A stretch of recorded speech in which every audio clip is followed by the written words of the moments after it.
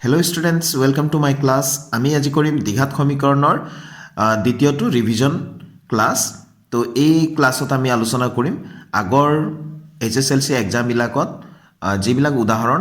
আহি গৈছিলে সেই ইম্পৰ্টেণ্ট উদাহৰণ কেইটা। ঠিক আছে, তো আমি ষ্টাৰ্ট কৰোঁ আহা।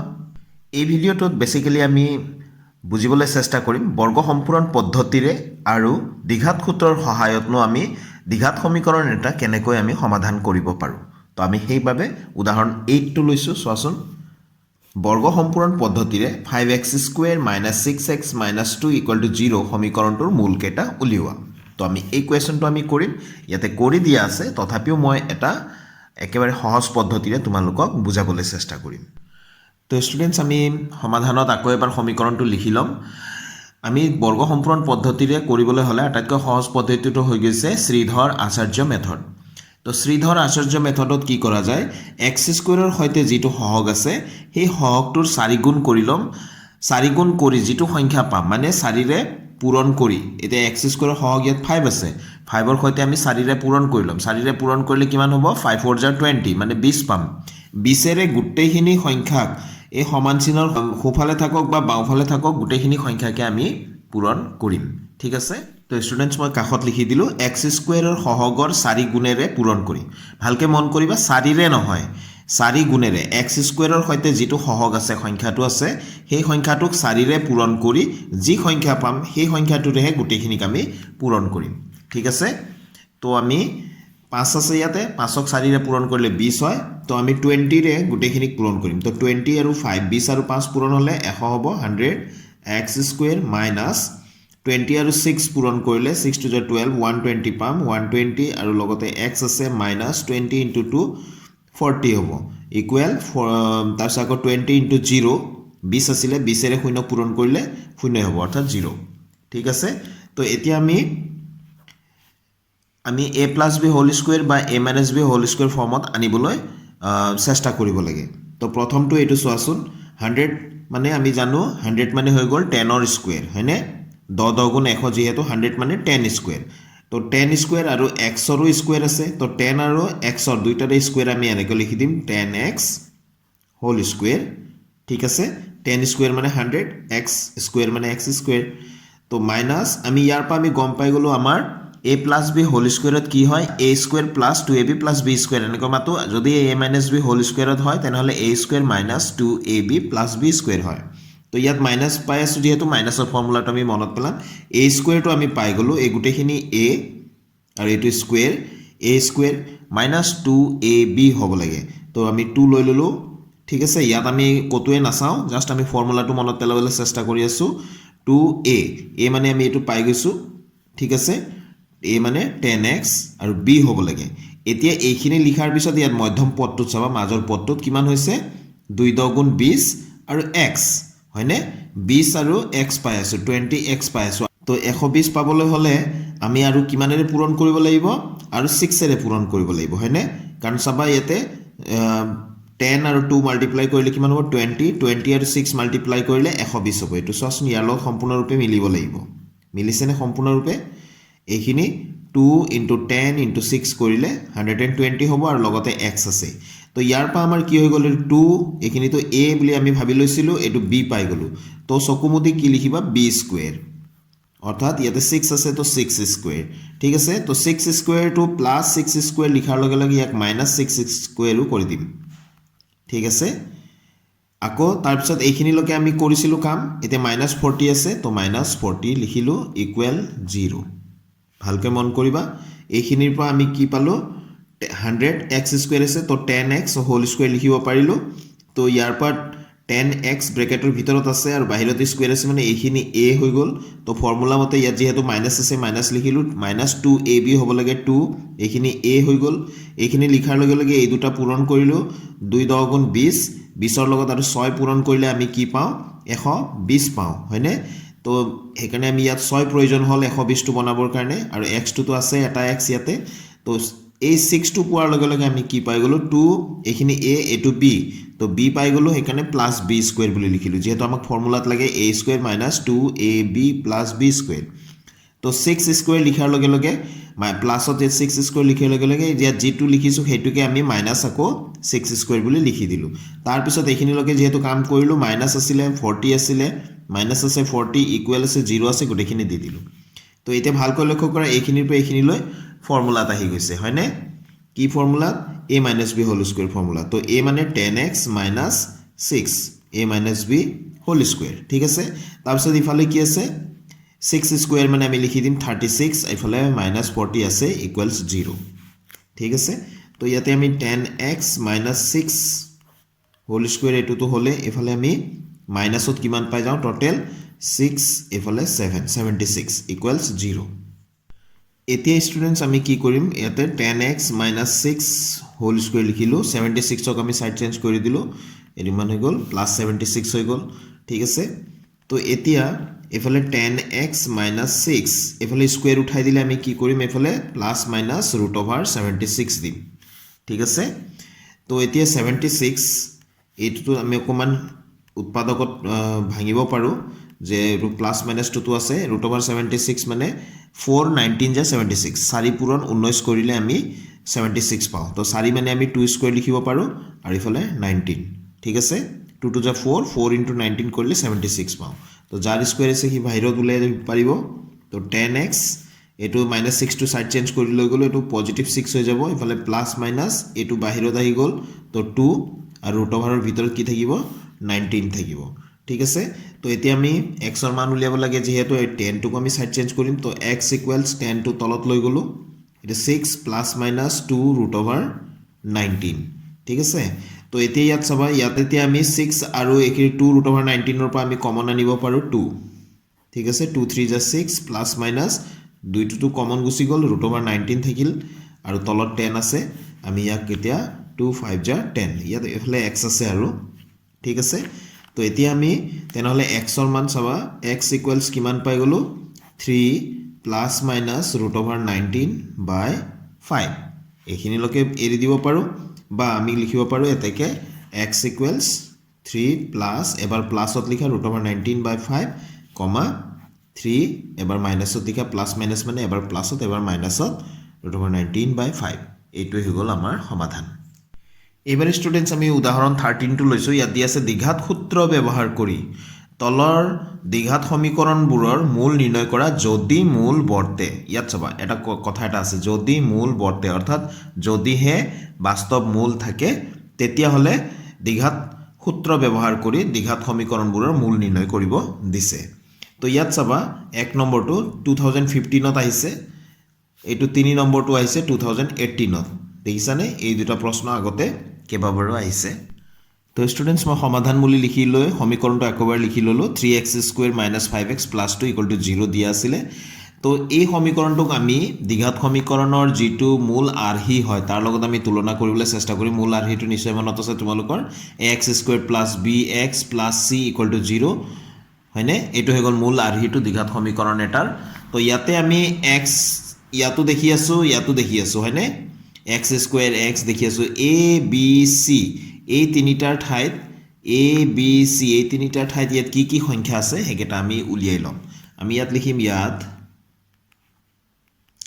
ঠিক আছে ইয়াত a মানে কিমান আছে 3 আছে b মানে কিমান আছে মাইনাস থাকিলে মাইনাস লব লাগিব -5 আৰু c ৰ ঠাইত কি আছে ইয়াতে 2 আছে হয়নে তো দ্বিঘাত সমীকৰণৰ ইয়াৰ আগৰ ক্লাছত দ্বিঘাত সমীকৰণৰ ভেদ নিৰূপকটো আমি আলোচনা কৰিছিলো ভেদ নিৰূপকটো কি আছিল b² - 4ac তো b² - 4ac ইয়াৰ মান আমি উলিয়াবলৈ চেষ্টা কৰো b মানে কিমান আছে -5 তো -5² মাইনাস আছে মাইনাস দিম 4 * a মানে কিমান আছে 3 * c মানে কিমান আছে 2 ঠিক আছে তো -5² মানে 5 * 25 হৈ যাব -2 কি হৈ যাব প্লাস হৈ যাব -5 * -5 প্লাস হৈ যাব তো ইয়াতে আমি 4 3 যা 12 12 2 যা 24 পালো তো 25 ৰ পৰা 24 গলে আমি কিমান পাও 1 পাও হয়নে 1 অৰ্থাৎ b² - 4ac ৰ মান কিমান পালো 1 যেটো শূন্যতকৈ ডাঙৰ হয় শূন্যতকৈ ডাঙৰ অৰ্থাৎ এটো কি হয় ধনাত্মক সংখ্যা হয়নে তো স্টুডেন্টস আমি গম পাই গলো যে প্ৰদত্ত সমীকৰণটোৰ বাস্তৱ মূল থাকে হয়নে যদি থাকে তেনেহলে আমি উলিয়াব লাগিব তো স্টুডেন্টস আমি লিখি ললো দ্বিঘাত সূত্র মতে ফর্মুলাটো কি আছিল x equals minus b plus minus root over b square minus 4ac by 2a এটা তোমালোকে মনত ৰাখিব লাগিব এতিয়া ইয়াতে সমান চিনৰ তলত সমান চিন দি গলে হলে x টো বাৰে বাৰে লিখি থাকিব দৰকাৰ নাই minus 2 দি ললো b ৰ মান কিমান আছিল b ৰ মান আছিল -5 ব্ৰেকেট দি ললো মাইনাস আছে কাৰণে তো plus minus root over b square minus 4ac এটা ভালকৈ মন কৰিবা b square minus 4ac ৰ মান কিমান ওলাইছিল 1 ওলাইছিল হয়নে যেটো শূন্যতকৈ ডাঙৰ আছিল তো ইয়াতে আমি কি লিখিম b square minus 4ac মানে কিমান লিখিম 1 root over আছে root over টো আমি দিম আৰু b square minus 4ac ৰ মান কিমান উলিয়াইছিল 1 উলিয়াইছিল 1 দি দিলো ঠিক আছে তো তলত আছে 2a অৰ্থাৎ 2 into a এর মান কিমান আছিল এর মান 3 আছিল হয়নে আমি গুটেখিনি a b c মান কেটা উলিয়াই থৈছিল এটো হয়নে গুটেখিনি আমি ইয়াতে ব্যৱহাৰ কৰিলো তো এতিয়া আমি ক্যালকুলেশনটো কৰি দিম অকমান হিসাবটো যে 2 3 জার কিমান হ'ব 6 মাইনাস মাইনাস এটো প্লাস 5 হৈ গল প্লাস মাইনাস root over 1 মানে 1 মন কৰিবা root over 1 মানে 1 ঠিক আছে তো এতিয়া x ৰ মান আমি এতে x টো লিখিব দৰকাৰ হৈ গল x ইকুৱেলছ এতে প্লাস 5 plus 1 by 6 বা এবাৰ প্লাসত এবাৰ মাইনাসত লিখি দিম তো x ইকুৱেলছ 5 minus 1 by 6 ঠিক আছে আমি বা বুলি কৈ প্লাই প্লাসৰ এটা লিখি ললো এটা মাইনাসৰ ইয়াতে লিখি ললো তো ইয়াৰ পৰা আমি x ৰ মান কিমান পাম 5 plus 1 6 হ'ব আৰু by 6 তো এটোতে x আছে তো এতেকে x ৰ মান ইয়াত আমি কিমান পালো 6 by 6 মানে 1 এফালৰ পৰা কিমান পাও চাও তো 5 minus 1 এটো 4 হ'ব by 6 তো 2 2 jar 4 2 3 jar 6 তো therefore ইয়াত x ৰ মান কিমান পাই গলো 2 by 3 তো এই দুটাই হৈ গল দ্বিঘাত সমীকৰণটোৰ মূল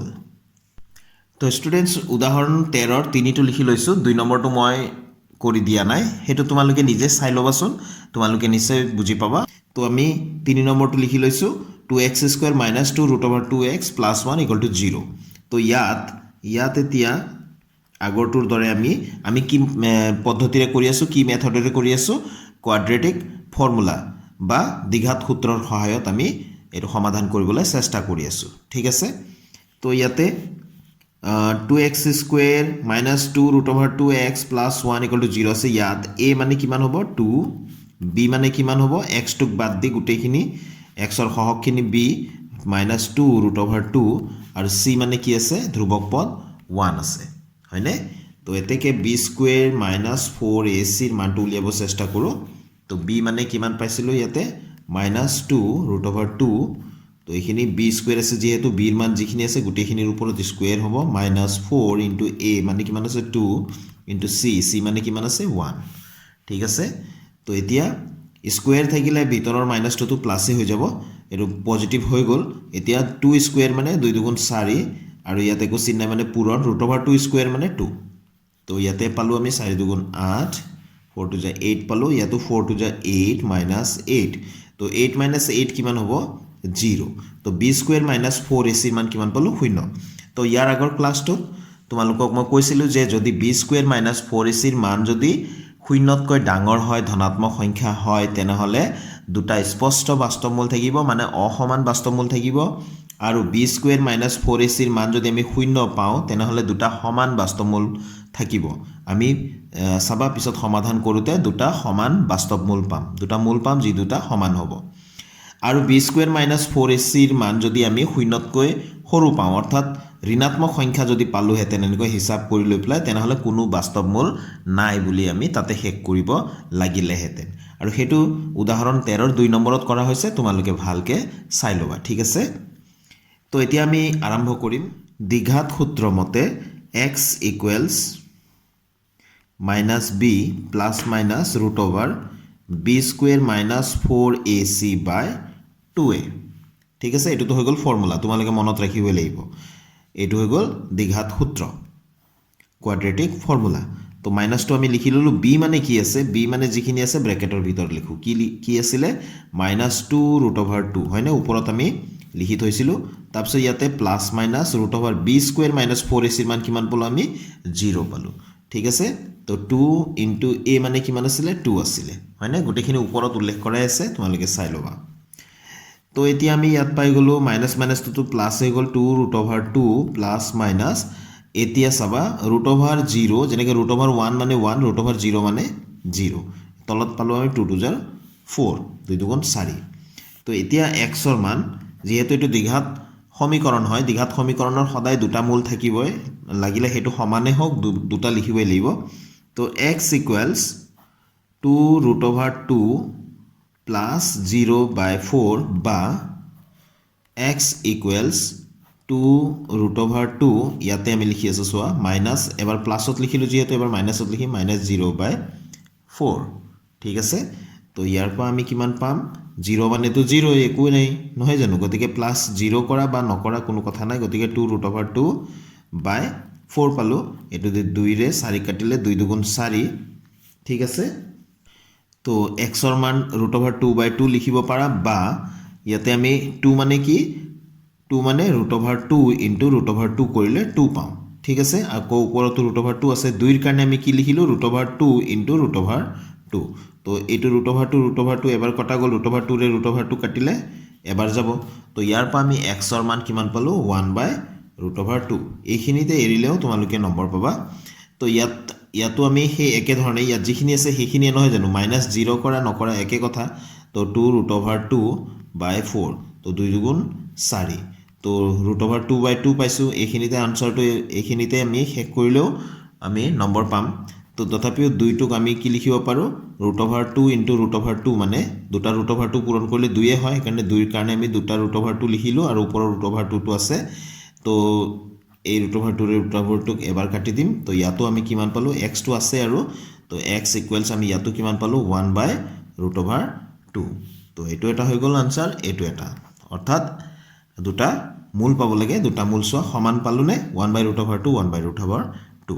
তো এইটো আছিলে ইয়াৰ সমাধান তো আজিৰ ভিডিঅ'টো মই ইয়াতে সামৰিম ষ্টুডেণ্টছ গোটেইকেইটা পদ্ধতি মই এই দুটা ক্লাছত থুলমূলকৈ আলোচনা কৰিলোঁ ৰিভিজন ক্লাছ হয় যিহেতু আৰু গোটেইকেইটা ইম্পৰ্টেণ্ট উদাহৰণকেইটা আলোচনা কৰি দি আছোঁ অনুশীলনীৰ কাৰণে অনুশীলনীৰ গোটেইখিনি কুৱেশ্যন মই বিভিন্ন ভিডিঅ'ত মই দিছোঁ গোটেইটো মই এটা প্লেলিষ্টত আছে প্লেলিষ্টৰ লিংকটো মই ডেছক্ৰিপশ্যন বক্সত মই দি দিম তোমালোকে নিশ্চয়কৈ চাই ল'বা যদি চোৱা নাই তো নেক্সট ভিডিঅ'ত আকৌ লগ পাম নতুন কুৱেশ্যনৰ সলিউশ্যনৰ সৈতে থেংক ইউ ষ্টুডেণ্টছ কিপ ৱাচিং মাই চেনেল